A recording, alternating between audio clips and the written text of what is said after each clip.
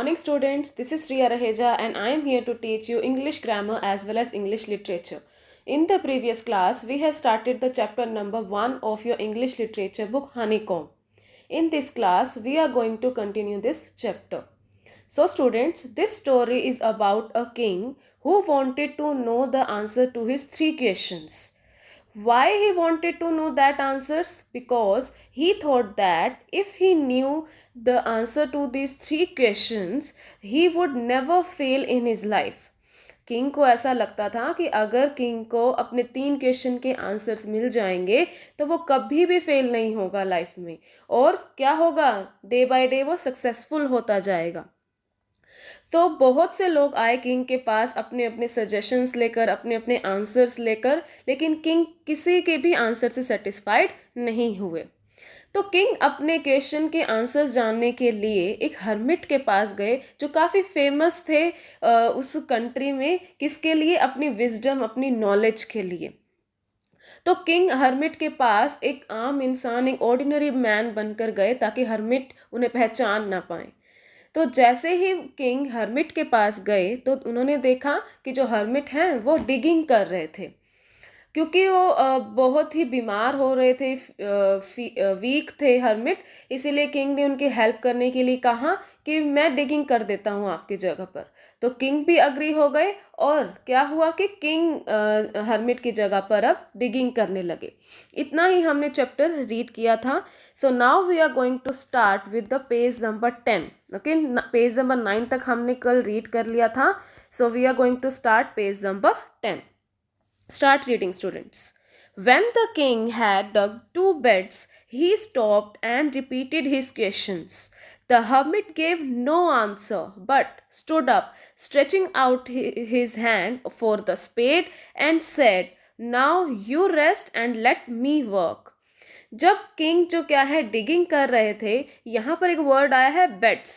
Beds का meaning क्या होता है? प्रॉपर हिंदी मीनिंग इज क्यारी. ठीक है, जो एक अलग से पोर्शन बना दिया जाता है प्लांट्स के लिए, उसे क्या बोलते हैं? क्यारी, और I can say the bed. ठीक है, तो किंग जब डिगिंग कर रहे थे, ही स्टॉप्ड, वो बार बार क्या कर रहे थे? बीच में रुक रहे थे. क्यों रुक रहे थे? क्योंकि वो अपने किस काम के लिए आए थे? क्वेश्चन के आंसर जानने के लिए. तो किंग क्या कर रहे थे? रुक कर अपने क्वेश्चन पूछने लगे. किन से? हर्मिट से. लेकिन हर्मिट ने उन्हें कोई भी आंसर नहीं दिया, बल्कि क्या किया? खड़े होकर उन्होंने अपना हाथ बढ़ाया. स्ट्रेचिंग मतलब हाथ बढ़ाया. किसके लिए? स्पेड लेने के लिए. और कहा, किंग से कहा कि नाउ यू रेस्ट, कि अब आप रेस्ट करो और मैं काम कर लेता हूँ. But the king did not give him the spade and continue to dig. लेकिन किंग ने हर्मिट की बात नहीं मानी, उन्हें स्पेड नहीं दिया और डिगिंग करने लगे. 1 hour passed, then another. The sun went down behind the trees, and at last the king stuck the spade into the ground. क्या हुआ? टाइम बीतता गया. 1 घंटा बीत गया, दूसरा घंटा बीत गया, और किंग क्या हो गए? अब थक गए, क्योंकि उन्हें हैबिट नहीं थी इतना हार्डवर्क करने की. उन्हें हैबिट नहीं थी ना. किंग कैसे होते हैं? अपने एक आलिशान से महल में रहते हैं. ठीक है, उन्हें ज़्यादा हार्डवर्क नहीं करना पड़ता है. लेकिन किंग के साथ आज क्या हुआ कि उन्हें बहुत सारा हार्डवर्क करना पड़ा. तो किंग थक गए और उन्होंने क्या किया? ग्राउंड पे स्पेड को स्टक किया, यानी रख दिया, और कहा, I came to you, wise man, for an answer to my questions. If you can give me no answer, tell me so, and I will return home. King ने hermit से कहा कि मैं आपके पास अपने क्वेश्चन के आंसर्स जानने के लिए आया था, और अगर आप मुझे आंसर नहीं दे सकते हो तो मुझे बता दो, मैं घर चला जाऊंगा. ठीक है, ये किसने कहा? किंग ने हर्मिट से. Here comes someone running, said the hermit. इसी बीच हर्मिट ने क्या कहा? देखो, वहां से कोई भागता हुआ आ रहा है. So this is the part number 1. ठीक है, यहाँ पर इस चैप्टर का पार्ट 1 होता है complete. 2 questions are given here, इसको डिस्कस कर लेते हैं. First question is, why did the king want to know answers to 3 questions. ये हमने अभी डिस्कस किया था कि किंग अपने क्वेश्चन के आंसर्स क्यों जानना चाहते थे. Because he wanted to be successful in his life, कि वो सक्सेसफुल होना चाहते थे, और उन्हें लगता था कि ये अगर मुझे इन क्वेश्चंस के आंसर मिल जाएंगे तो वो कभी भी लाइफ में फेल नहीं होंगे. Okay students, second question, messengers were sent throughout the kingdom.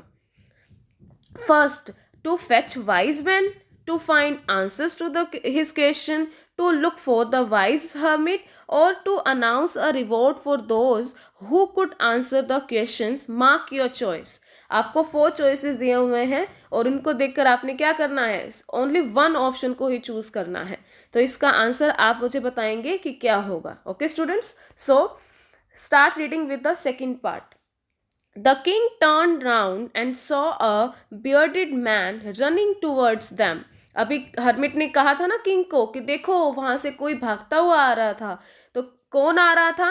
Bearded man. Bearded man मतलब क्या होता है? एक ऐसा आदमी जिसकी दाढ़ी हो, से क्या बोलते हैं? Bearded man. His hands were pressed against his stomach from which blood was flowing. वो जो आदमी भागता हुआ आ रहा था उसने क्या किया हुआ था? अपने हैंड अपने स्टमक पर मतलब हाथ रखा हुआ था, मतलब ऐसे पकड़ रखा था एक तरीके से, और अच्छे से प्रेस किया हुआ था. क्यों प्रेस किया हुआ था? क्योंकि उसके स्टमक से क्या निकल रहा था? ब्लड निकल रहा था. When he reached the king, he fainted and fell to the ground. जैसे ही वो बियर्डेड मैन किंग के पास भागता हुआ आया, उसी वक्त वो क्या हो गया? फेंट. फेंट क्या होता है? बेहोश हो जाना, lost consciousness. Okay, and fell to the ground, और बेहोश होकर जमीन पर या ग्राउंड पर गिर गया. The king and the hermit removed the man's clothing and found a large wound in his stomach. तो किंग और हर्मिट ने क्या देखा कि जो बियर्डेड मैन था उसके स्टमक पर एक बहुत ही क्या था? बहुत ज़्यादा चोट लगी हुई थी. The king washed and covered it with his handkerchief but the blood would not stop flowing. The king redressed the wound until at last the bleeding stopped. King ने क्या किया? उस बियर्डेड मैन की हेल्प करने के लिए क्या किया? उसकी जो वुंड पर, उसकी चोट पर हैंडकरचीफ से या हैंकी से क्या किया? उसके ऊपर ड्रेसिंग करना स्टार्ट किया. लेकिन जो ब्लड है वो फिर भी नहीं रुक रहा था. तो किंग बार बार क्या कर रहे थे? रीड्रेसिंग, यानी कि उस वुंड को साफ करना, उसके ऊपर कपड़ा उसके बांधना, ये सब क्या होता है? ड्रेसिंग करना. ठीक है. तो किंग ने ऐसा कब तक किया? जब तक कि ब्लड आना बंद ना हो गया. ठीक है. Next, the man felt better and asked for something to drink. The king brought fresh water and gave it to him. जो बियर्डेड मैन था उसको कुछ अच्छा, कुछ बेटर फील हुआ और उसने पानी मांगा. तो किंग ने क्या किया? उसे फ्रेश वाटर दिया पीने के लिए. By this time the sun had set and the air was cool. उसी टाइम क्या हो गया था? सनसेट हो गया था, हवा भी बहुत ठंडी चल रही थी.